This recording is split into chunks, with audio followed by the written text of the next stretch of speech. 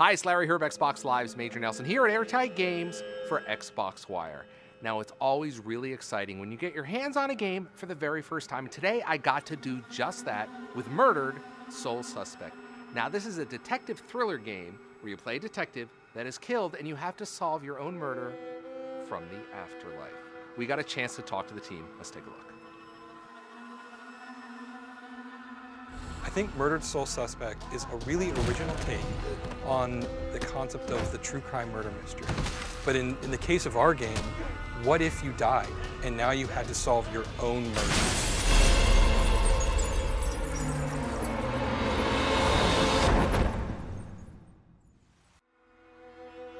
In the process of figuring out who killed you and why they killed you, you sink deeper and deeper into a mystery story. You take the role of one of Salem's best detectives who ever worked in the department.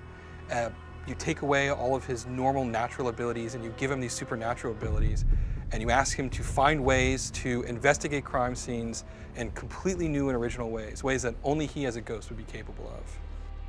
It was interesting when we started developing this game and started asking ourselves, what does it really mean to be a ghost? What is the fantasy of being a ghost? What is it that you want to do as a ghost? When you're walking through the walls, it suddenly becomes both almost exhilarating and freeing, and it also becomes very disorienting. It's incredibly empowering for players, and it's also a huge part of that wish fulfillment of being a ghost, getting to peek into places that you wouldn't get to see otherwise. All right, boys. Place your bets and hope your luck improves. Just as Ronan is discovering this as he investigates this, so will the player. And one of the first things that they discover, and it's probably his most powerful tool, is his ability to possess human beings. And while you can't directly control human beings, you have some really incredible powers over them. You can look through their eyes, you can hear through their ears, you can influence their behavior very slightly, read their thoughts, things of that nature. Ronan, unbelievable. I think the player being a little lost is a good thing. I think it's fun for them to come into a space and go, oh man, I gotta figure this out. Because that's what Ronan's thinking as well. If the player comes into the space and goes, oh, I already know all of this, then it's about going through the motions.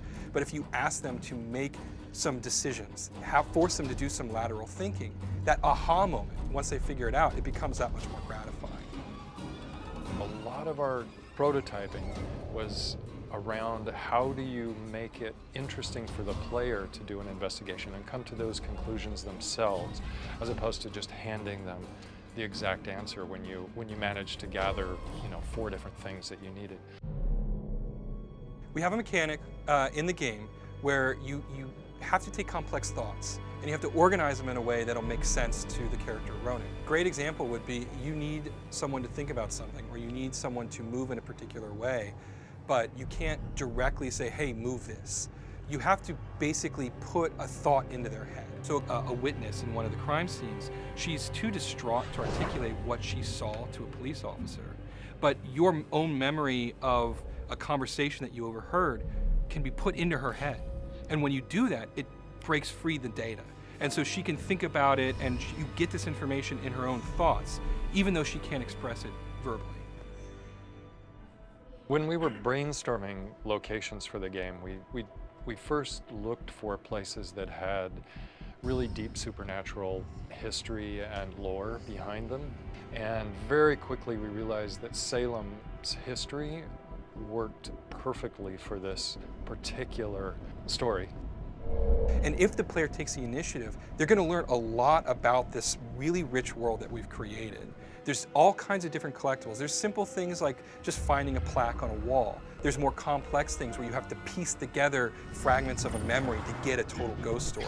And there's actually full-on side quests, which are independent investigations that don't help Ronan solve his own mystery, but will help other ghosts move on.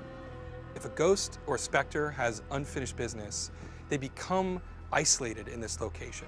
And until they can discover what their unfinished business is and come to terms with that, they can't move on.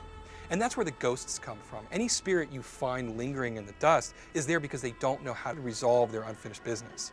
And as I mentioned before, if you're there too long, you become one of these demons.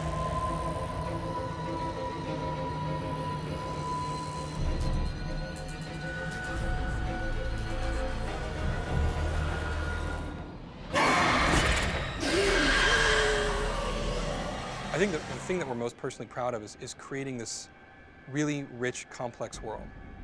Something that we hope the players really want to get lost in, spend a lot of time in, learn everything that there is, find every nook and cranny. They don't just look at it like, oh my God, where is the first fight? Where is the first thing I can shoot? I want them to like the character of Ronan, like what he can do, and just really be excited about this, our own kind of personal take on ghost lore.